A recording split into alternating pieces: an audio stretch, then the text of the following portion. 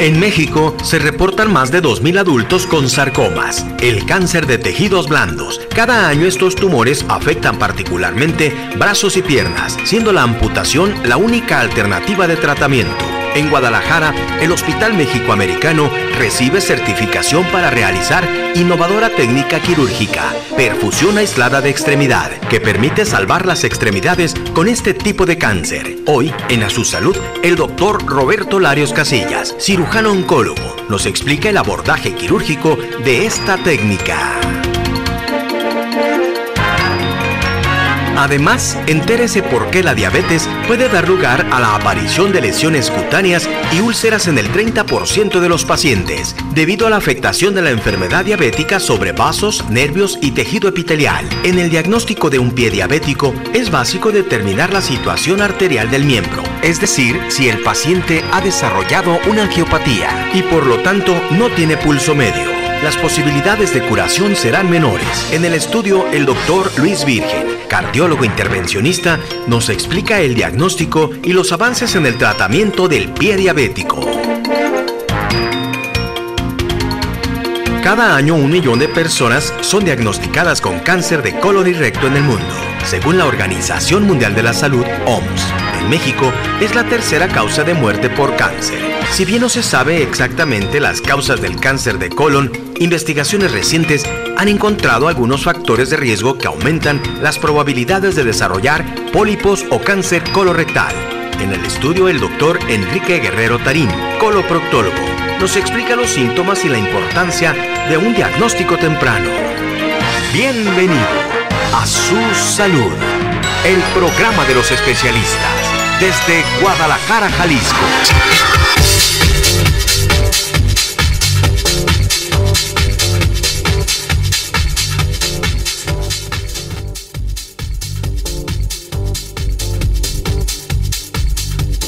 Bienvenidos a Su Salud, el programa de los especialistas. Les saluda Joel Flores en vivo desde la ciudad de Guadalajara, Jalisco, a través del 210 Digital, la señal de tu ciudad. Vamos a tener de todos estos temas que veíamos en este avance.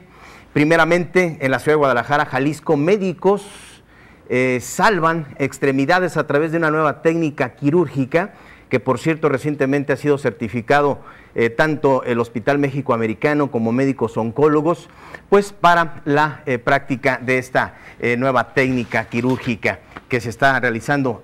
Realmente es la primera que se realiza aquí en Guadalajara. Vamos a platicar con médicos expertos, médicos oncólogos. Está con nosotros el doctor Roberto Larios Casillas, pues para platicar de estos interesantes procedimientos de innovación, así como estos medicamentos, lo que es el factor de necrosis tumoral, pues con la que se realiza todo este procedimiento. Bienvenidos pues al programa de los especialistas, amigos que nos sintonizan por internet en tiempo real, megacanal.tv, muchísimas gracias, o para quienes nos visitan en nuestros archivos en asusalud.tv, bienvenidos.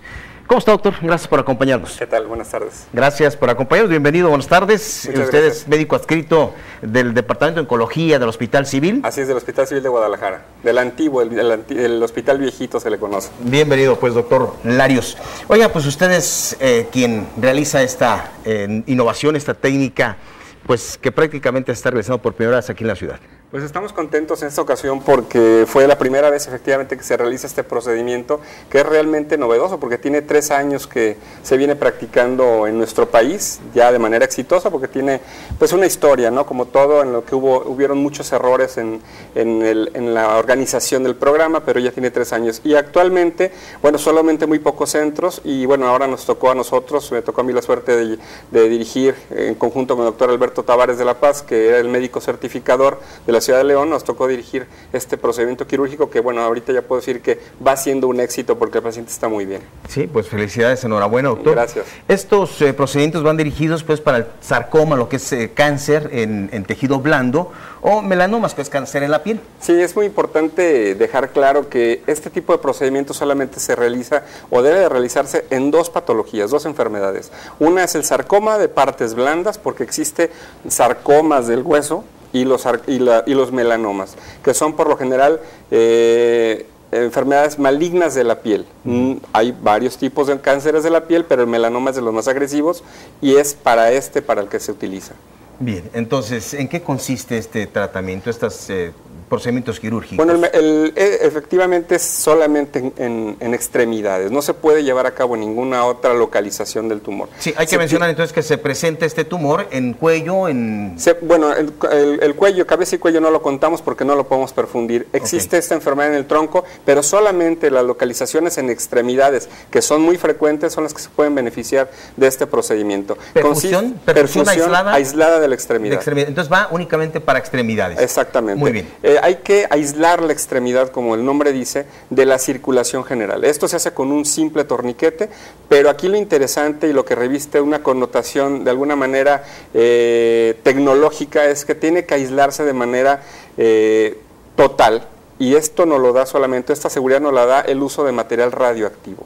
Esto es, le aplicamos una sustancia que se llama Tecnesio 99 y mediante una cámara que mide las concentraciones sabemos si existe fuga del medicamento, el radioactivo de la pierna, de la extremidad, ya sea el brazo o pierna, hacia el cuerpo. Si no existe fuga, estamos seguros de que está aislada la circulación, y entonces en un mecanismo de circulación extracorpórea, oxigenada e hipertérmica, o sea, más arriba de la temperatura normal, se empieza la infusión de esta sustancia. Pero ya que se confirmó que no hay flujo ni de la pierna o del brazo hacia el cuerpo, ni en sentido contrario. O sea que tienen que aislar por completo la extremidad.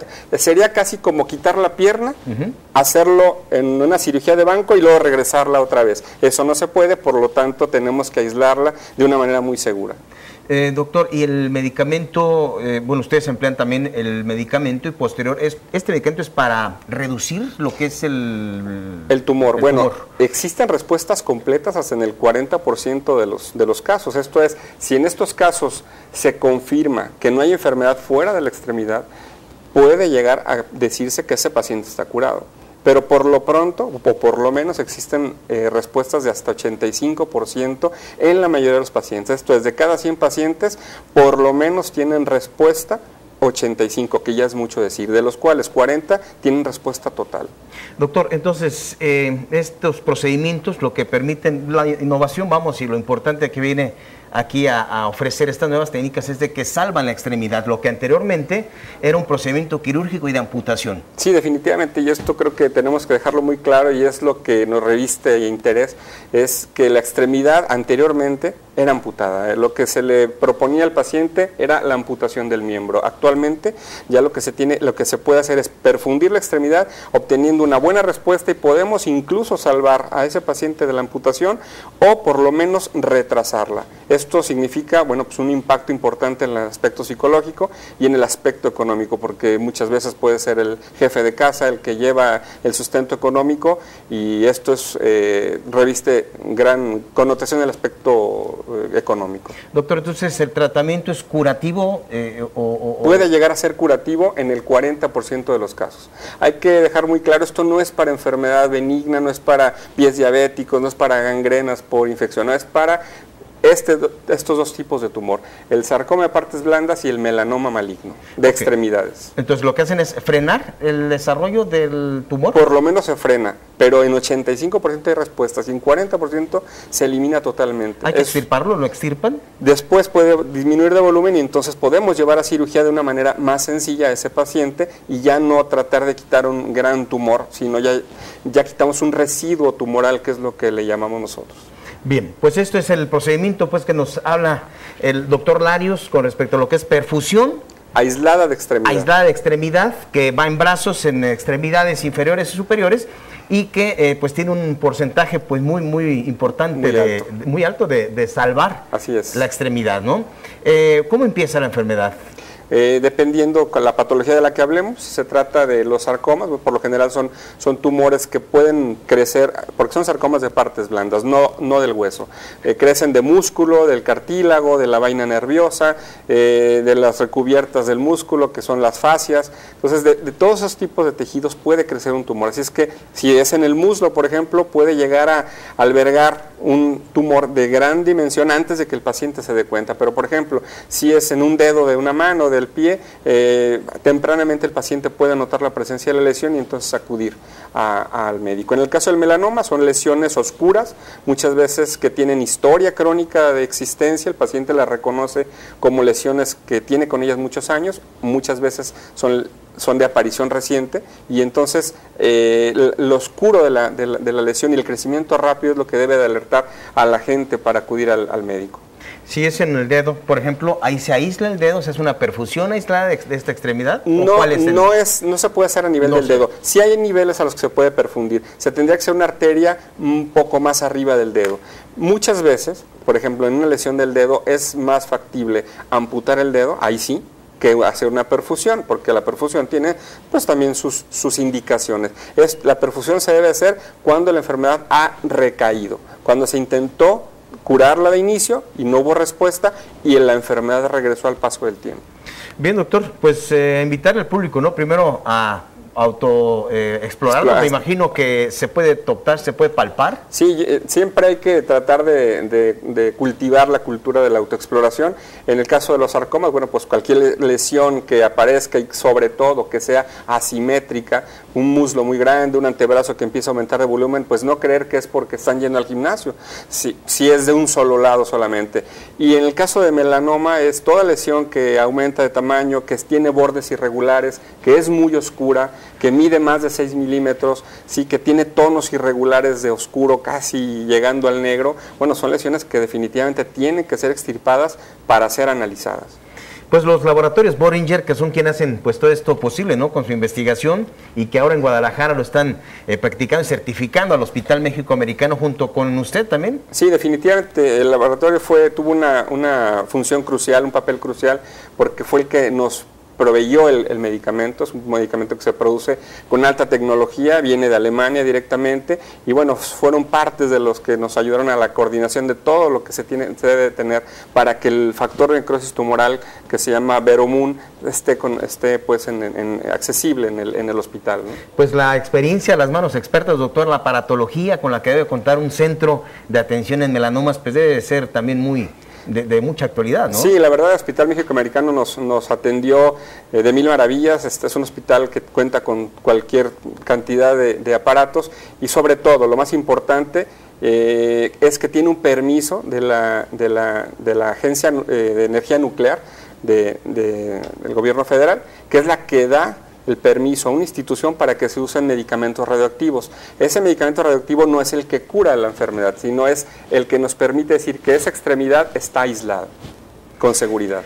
Y es necesario aislarla para este procedimiento, si no, pues prácticamente, ¿qué sería, doctor?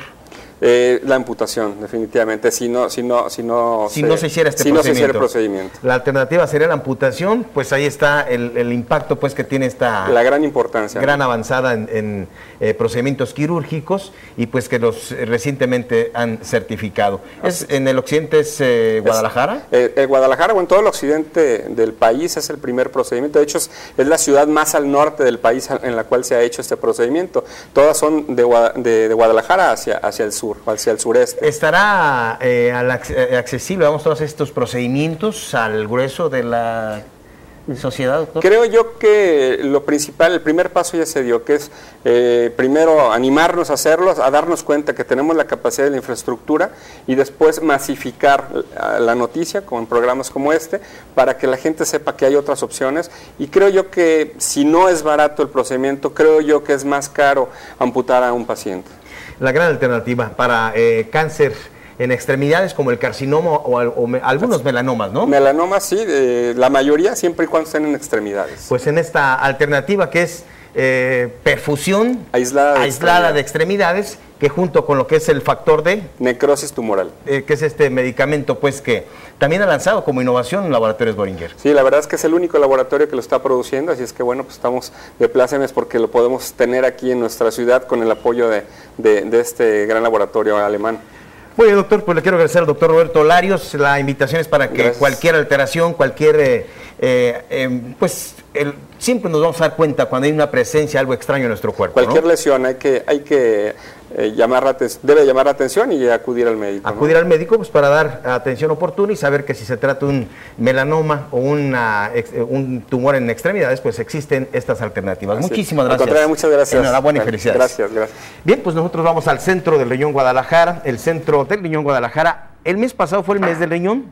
Y bueno, ellos lanzaron una gran cantidad de invitación para hacer salud preventiva en la salud renal.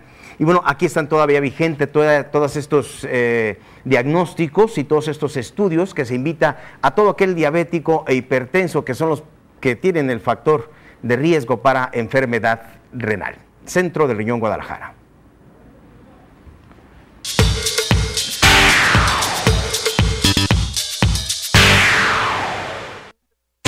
Centro del Riñón Guadalajara, unidad de hemodiálisis, diseñada de acuerdo a normas nacionales e internacionales, ofreciendo diagnóstico y tratamientos preventivos o procedimientos quirúrgicos de actualidad para la salud de sus riñones. Pone a su disposición un nuevo servicio de terapia dialítica ambulatoria con equipo especializado para dializarte en casa u hospital, recibiendo la mejor atención de todo un equipo multidisciplinario. Cómodas unidades móviles ofrecen también el servicio a nuestro centro de atención médica. Centro del Riñón Guadalajara. Con investigación y actualidad conforman un equipo médico de especialistas, nefrólogos, trasplantólogos, nutriólogos, radiólogos y otras especialidades. Seguridad y confort a nuestros pacientes y comprometidos en otorgar un servicio de excelencia y accesibilidad. Centro del Riñón Guadalajara. Queremos que hagas prevención renal. Los riñones son considerados órganos vitales ya que tienen la función de filtrar la sangre y eliminar las sustancias tóxicas mediante la orina. Además participan en el control de la presión arterial. Las enfermedades renales por lo general son asintomáticas y afectan la calidad de vida de quien las padece. Se estima que 1 de cada 10 personas tienen alguna enfermedad renal. En algunos casos puede derivar en una insuficiencia renal con diálisis o trasplante, por lo que es importante la prevención para tener una mejor calidad de vida. En el Día Internacional del Riñón, Centro del Riñón Guadalajara tiene en este mes una campaña de prevención y tratamiento para tus riñones, así como la detección de enfermedades derivadas de su mal funcionamiento. Regístrate y participa recibiendo sin costo consultas de nefrología, cardiología, medicina interna, nutrición, psicología, gastroenterología, otorrino y consulta de trasplante renal. Además se obsequiarán 50 estudios de orina y sangre para conocer la función de tus riñones. Incluye valoración e interpretación por especialistas. Participas también en el obsequio de 10 ultrasonidos renales, 2 endoscopías y 2 fístulas arteriovenosas para pacientes de hemodiálisis. En terapia de hemodiálisis, pagas 5 y recibes 6 sesiones, 5 más 1 durante el mes del riñón. Regístrate y participa. Centro del Riñón Guadalajara. Queremos que hagas prevención renal.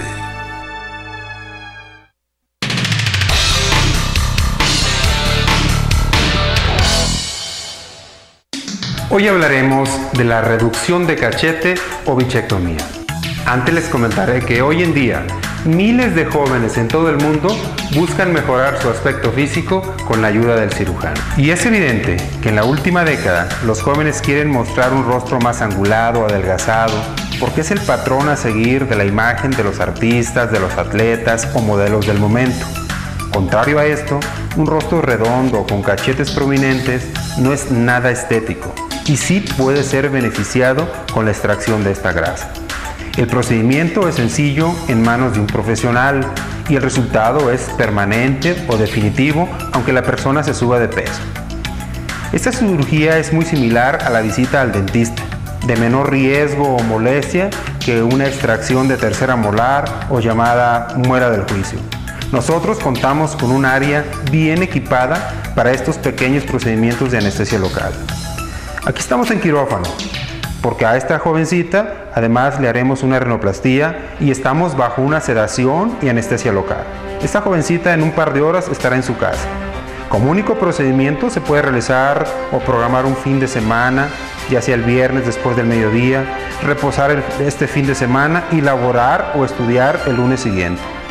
Protegemos al paciente con un antibiótico y además un antiinflamatorio, porque no es dolorosa.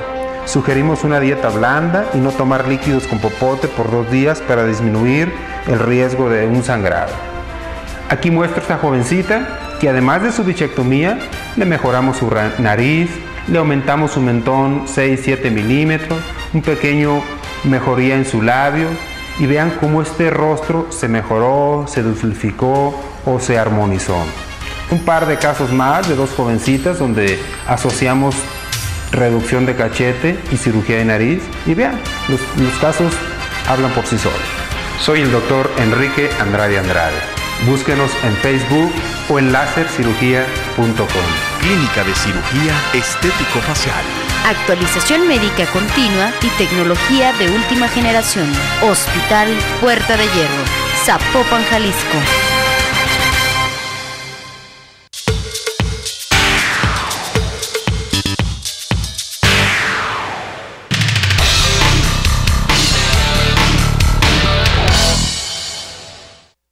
Cuando los riñones fallan, los riñones sanos filtran la sangre eliminando el exceso de líquido, minerales y desechos. Los riñones también producen hormonas que mantienen los huesos fuertes y la sangre sana. Cuando los riñones fallan, los desechos dañinos se acumulan en el cuerpo, la presión arterial puede elevarse, el cuerpo retiene el exceso de líquido y no se producen suficientes glóbulos rojos. Cuando esto ocurre, es necesario un tratamiento para reemplazar la función de sus riñones. En el Centro del Riñón Guadalajara tenemos una alternativa para la prevención y detección de enfermedad renal.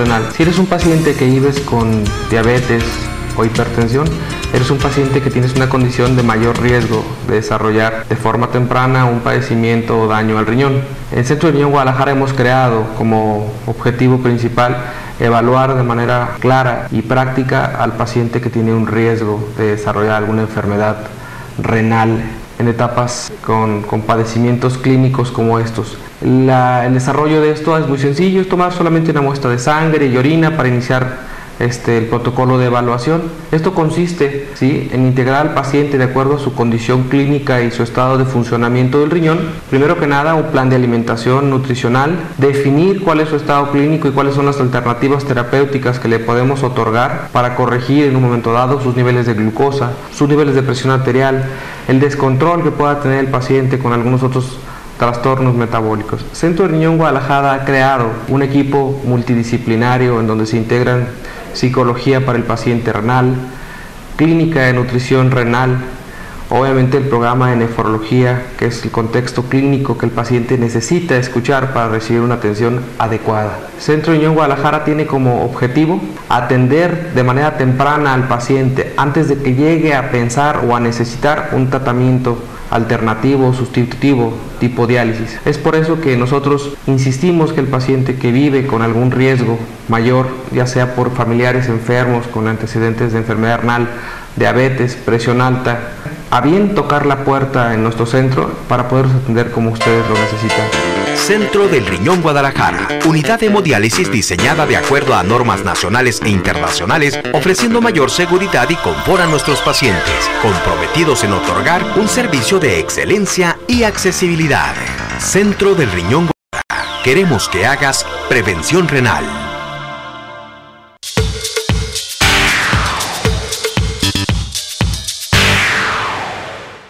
Clínica Santa Lucía, una de las más prestigiadas clínicas oftalmológicas del país, con actualidad e innovación científica y tecnológica y servicios de subespecialidad en enfermedades de los ojos. Clínica Santa Lucía, 22 años de cuidados preventivos y tratamientos de especialidad para su salud visual.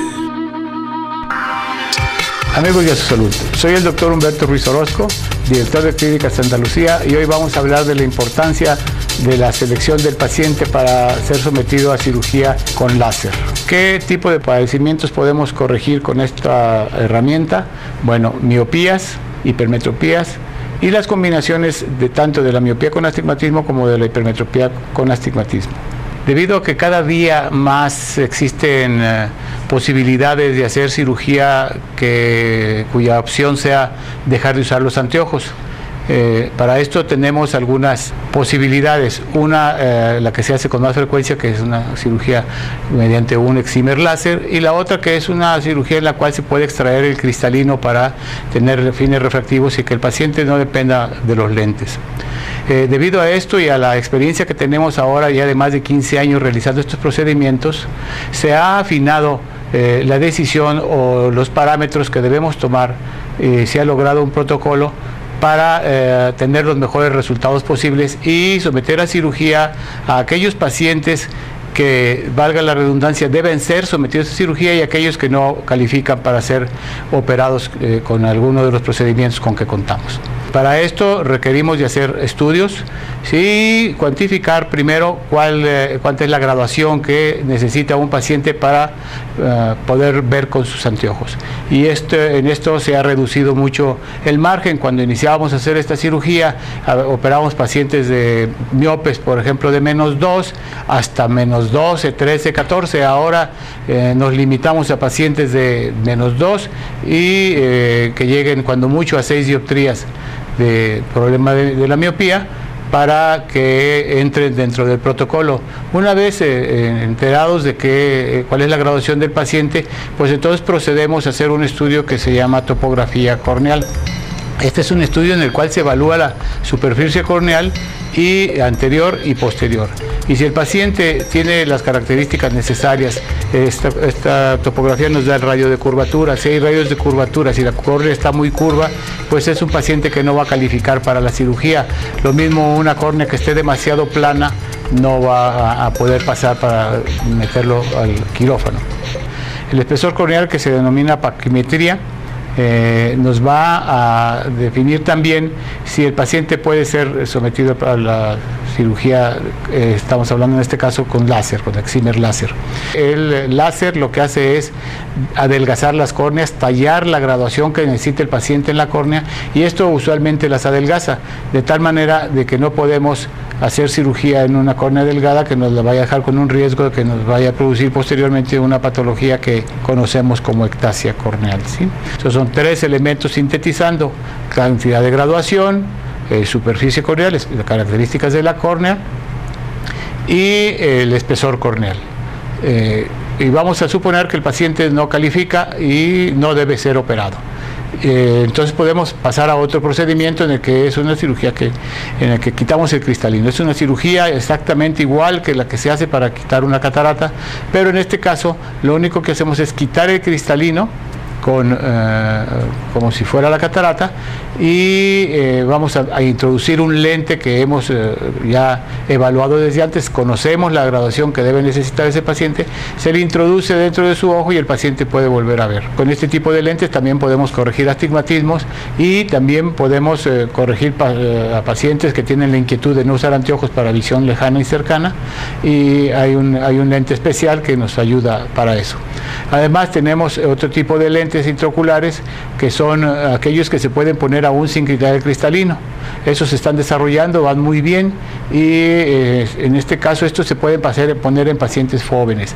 La selección del médico es muy importante. Hay que buscar médicos que tengan experiencia, que estén certificados por el Consejo Mexicano de Oftalmología, que estén dentro de las sociedades, que participen en la actividad académica de la oftalmología, y de esta manera podremos tener unos buenos resultados. Clínica Santa Lucía, una de las más prestigiadas clínicas oftalmológicas del país, con actualidad e innovación científica y tecnológica y servicios de subespecialidad en enfermedades de los ojos. Clínica Santa Lucía, 22 años de cuidados preventivos y tratamientos de especialidad para su salud visual. Severi, Cardiovascular Research Institute, en el edificio profesional El Carmen e Instituto Cardiovascular Arboledas, un nuevo centro de terapia endovascular, especialistas en el tratamiento de enfermedades cardiometabólicas y en el control de los factores de riesgo cardiovascular.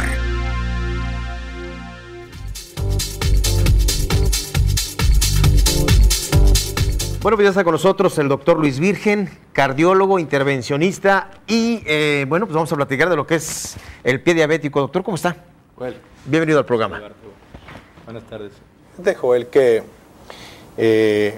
hoy las enfermedades cardiovasculares sabemos que no solamente afectan el corazón como tal, sino que todos los lugares a donde tenemos arterias, el cerebro, los miembros inferiores, etcétera, pueden sufrir las consecuencias de esta terrible enfermedad llamada aterosclerosis. La aterosclerosis hace que nosotros poco a poco vayamos tapando las arterias que irrigan a nuestro cuerpo, y esto nos lleve a problemas serios conocidos como infartos. O sea, no solamente puede haber un infarto en el corazón, sino puede haber un infarto al cerebro, a las piernas, y esto nos preocupa, nos hace pensar que la enfermedad no es una enfermedad solamente localizada al corazón, sino es una enfermedad que nosotros hoy conocemos como una enfermedad global.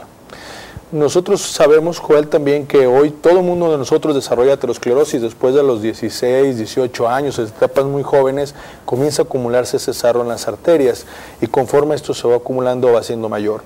Hay dos poblaciones de riesgo principales y generalmente si nosotros fuéramos a pensar en todos los factores de riesgo, esta población serían los pacientes diabéticos y los pacientes fumadores.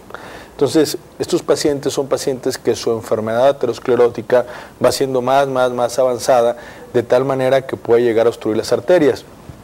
Cuando nosotros pensamos en la primera causa de amputación, hoy las enfermedades cardiometabólicas, la diabetes representa el principal factor de riesgo para nosotros sufrir una amputación.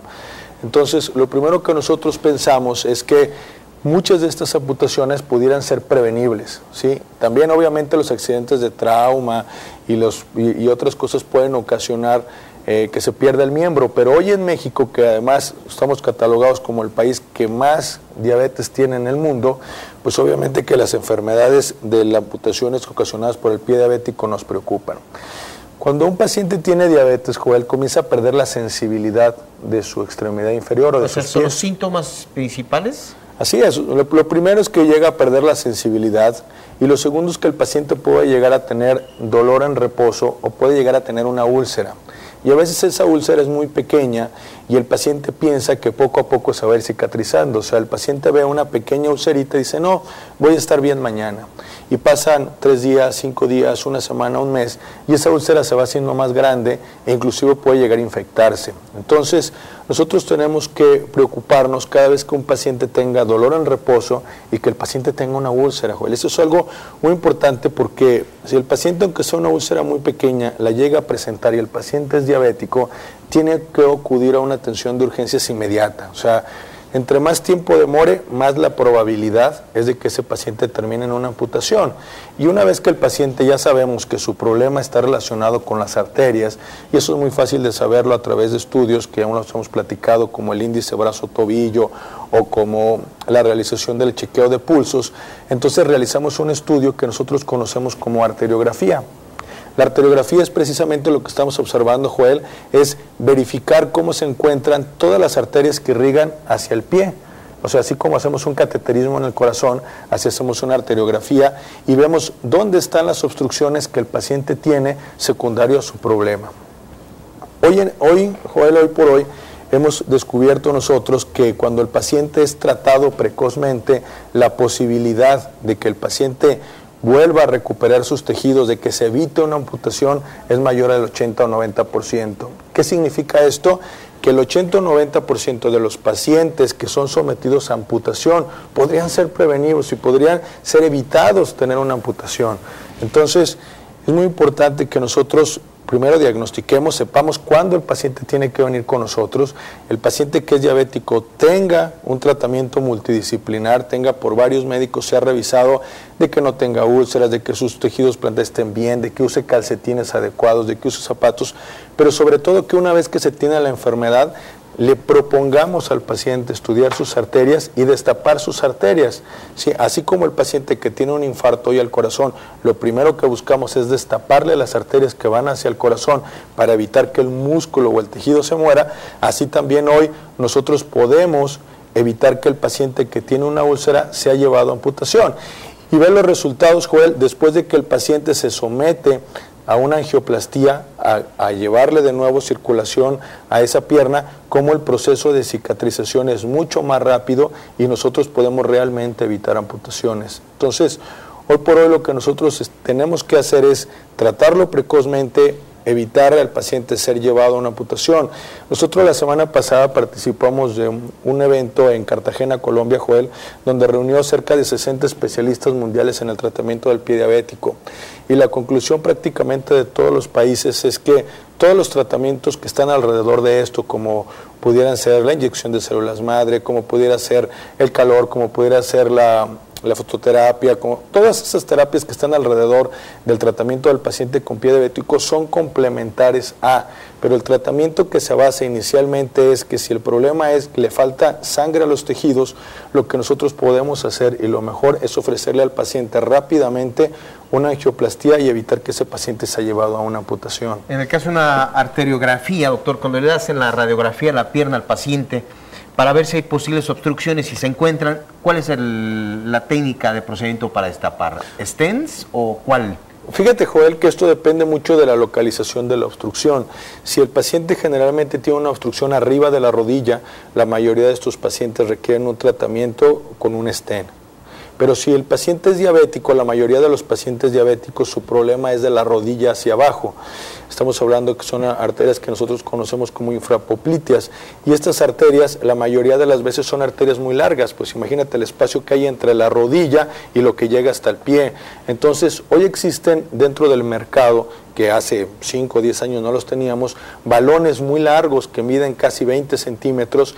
Imagínate, los del corazón miden 2 centímetros, son chiquititos, ¿no? Pero esos son balones muy largos que miden 20 centímetros que nos ayuda a destaparlo. Entonces, la mayoría de los pacientes que son diabéticos, el realizar una angioplastía sin la colocación de stent es suficiente para volver a llevar sangre al pie para poderlo recuperar. Obviamente esto requiere de centros especializados, de médicos, cada día estamos más actualizados en este tema, cada vez hay balones más nuevos, cada vez hay alambritos más nuevos. Pero hoy por hoy, Joel, yo te diría que no existe ningún país en el mundo, de los países más civilizados, que exista una terapia mejor que el tratamiento con angioplastía para pacientes con pie diabético. Lo importante es que el paciente pueda ser llevado precozmente, que el paciente pueda ser llevado rápido antes de que tenga una infección que invada su cuerpo, etcétera, que en estos casos pues obviamente muchas veces la amputación es inminente, pero si el paciente nos llega precozmente, la posibilidad de que nosotros podamos salvar su extremidad es muy alta. Entonces el mensaje es: hay que cuidar los pies, hay que preocuparnos porque cada vez tenemos más diabéticos, ¿sí? Tenemos que dar un tratamiento eficaz y tenemos que llevar al paciente a una revascularización, que en este caso es realizar una angioplastía y volver a destapar las arterias. El procedimiento es un procedimiento que tú lo conoces, Joel, se realiza con catéteres muy delgaditos, ¿sí? No se abre para nada la piel, es una punción, ¿sí? Y esto permite que la cicatrización de los tejidos sean muy rápidos, porque las cirugías anteriores donde se abrían y donde había cicatrices muy largas en los pacientes diabéticos, pues realmente la facilidad para que esto cicatrizara era muy lento, entonces se producían nuevas infecciones. Y hoy, a través de estas pequeñas punciones, algunos de esos procedimientos inclusive los podemos realizar de manera ambulatorial. Eso significa que el paciente llega y el paciente se puede retirar el mismo día, y eso obviamente permite que el paciente pueda volver a caminar rápidamente. Oye, doctor, pues esto es de mucha actualidad, ¿no? O sea, los balones, los stents, que prácticamente vienen a reemplazar una gran porción de lo que es una arteria, ¿no? Así es. ¿Se les permite recuperar? ¿Cuánto llegan a medir estos balones, dice? Llegan a medir hasta 20 centímetros, ¿sí? Y nos permite volver a recuperar todo el flujo que estaba perdido dentro de la arteria. Esa arteria estaba totalmente tapada y nosotros podemos, al igual que lo hacíamos con el corazón, pasar estas obstrucciones y volver a recuperar todo el flujo que va desde la rodilla hasta el pie. Hace mucho tiempo se pensaba que esto no existía, o sea, veía uno que las arterias estaban todas tapadas y no existía la manera de nosotros destaparlas. Nosotros estamos muy preocupados, Joel, en comenzar a hacer métodos didácticos, de comenzar a explicar no solamente al público en general, sino también a los médicos que están en nuestra región, en Guadalajara, y a los médicos que están en México, y por eso estamos organizando este evento, Joel. Es un evento destinado al tratamiento del pie diabético, a cómo evitar amputaciones. Este congreso se llevará a cabo aquí en la ciudad de Guadalajara, es el Congreso COLATE, el 5º Congreso Latinoamericano de Terapia Endovascular, y lo realizaremos el día 21, 22 y 23 de agosto, aquí en el Hotel Fiesta Americana, ¿sí? Patrocinado por Cardiovascular Research y por el Hospital México-Americano. Entonces, existe mucho interés, nos interesan que los colegas, que los médicos que tienen algún tratamiento, alguna cercanía con el pie diabético, nos llamen, nos pidan algunas becas a través de tu programa. La gente que está interesada en conocer más de cómo evitar amputaciones y cómo tratar al paciente con pie diabético, también que se informe, porque la realidad es de que hoy 80% de las veces podemos salvar una pierna. A través de estas técnicas de revascularización y a través de lo que es el intervencionismo radiológico. ¿Es por intervencionismo, doctor? Así es un tratamiento totalmente intervencionista. Te digo que muchas veces es mínimamente invasivo, que algunas de las veces es ambulatorial y que a nosotros nos permite decir que el paciente vuelva a caminar. En México, infelizmente, Joel, menos del 10-15% de los pacientes que son amputados tienen una prótesis. Quiere decir que hoy en día con todas estas avanzadas en medicina, doctor, es difícil que un paciente pudiera ser amputado, es decir, excepto si no llegara a tiempo, desde luego, ¿no? Pero hoy en día están todas las técnicas y las herramientas para que no sea amputado un paciente. Así es, nosotros tenemos una serie de recursos tecnológicos hoy que antiguamente no teníamos. Tenemos una experiencia que hace 5 o 10 años tampoco teníamos, porque era algo muy innovador en el mundo. De hecho, no se sabía como al principio cualquier cosa de medicina si esto iba a funcionar o no, pero hoy los resultados muestran que cada vez esta técnica es más efectiva, que es mejor y que nos ayuda a salvar las piernas de muchos pacientes. Muy bien, pues aquí lo importante es hacer prevención y a checar. El diagnóstico es muy sencillo. Esto que ha venido usted, doctor, invitando a la comunidad para hacer conciencia en quiénes estamos más propensos o tenemos mayor predisposición a ello. Todos los pacientes que tengan factores de riesgo, principalmente los fumadores, los que tengan colesterol alto y los pacientes diabéticos, son pacientes que son muy susceptibles a tener enfermedad arterial periférica, o sea, de los miembros inferiores. ¿Y vamos a obsequiar este diagnóstico, doctor, para el público? Sí, podemos obsequiar 5 o 10 diagnósticos de enfermedad arterial periférica del índice brazo-tobillo. Solamente tienen que llamarnos al consultorio contigo, Joel, y nosotros podemos establecer un diagnóstico de si el paciente tiene o no tiene una enfermedad relacionada principalmente con su problema arterial. Muchísimas gracias a la señora Lourdes Reyes. Le pregunta, tiene una pregunta de cardiología, otra vez, ¿qué tan grave, perdón, es fuera del tema, pero dice qué tan grave es cuando una persona tiene líquido en el corazón? Fíjate, Joel, que hay varios tipos de líquido en el corazón. O sea, el corazón, a final de cuentas, está recubierto por una capa que se llama pericardio. Y cuando el pericardio se inflama, puede acumular líquido. Nosotros le llamamos a esto como pericarditis. Y algunas veces esto se puede poner en riesgo. Cuando el problema es un problema del tejido, del músculo del corazón, entonces el paciente tiene una enfermedad que es conocida como insuficiencia cardíaca. O sea, el paciente no puede bombear toda la sangre que le llega, el corazón crece y acumula. Entonces, existen varios tipos o varias manifestaciones del paciente que tiene líquido en el corazón, pero obviamente que el diagnóstico se lleva muchas veces a cabo a través de un criterio clínico y de un diagnóstico también ecocardiográfico por ultrasonido, en el que se sabe exactamente dónde se encuentra localizado el líquido. Muy bien, doctor, pues vamos a invitar tanto a la señora Lourdes Reyes como al público en general pues a hacer prevención, a diagnosticarse oportunamente. Aquí está el teléfono 38 13 10 40, Cardiovascular Research Institute. El doctor Virgen nos ofrece estas consultas sin costo, 10 para los pacientes que llaman en este momento. ¿Y hay alguna condición? No, pues, que el paciente tenga dolor en reposo, si el paciente tiene una úlcera, pues ellos tienen prioridad para la atención.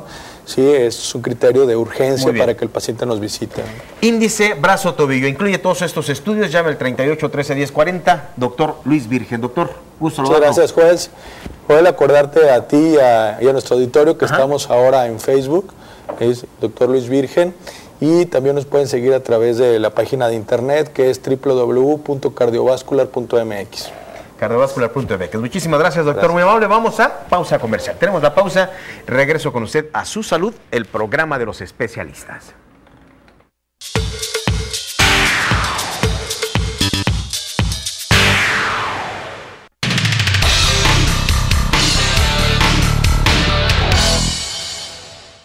Diagnóstico y tratamiento de enfermedades del colon y recto, doctor Enrique Guerrero Tarín, coloproctólogo.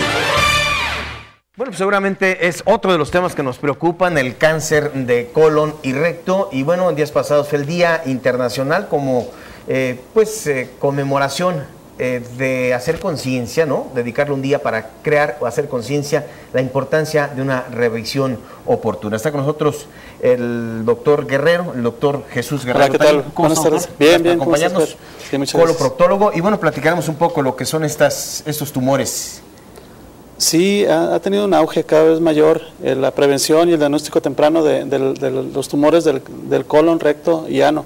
Bueno, propiamente lo que nosotros vemos, porque se ha visto una frecuencia mayor relativa a otros años, ha ido en incremento, y todo esto pues consecuencia de nuestros hábitos, ¿no? Lo que hemos platicado en otras ocasiones, lo que es la dieta, lo que es la dieta rica en grasas, baja en fibra, y finalmente pues también nuestros genes, ¿no?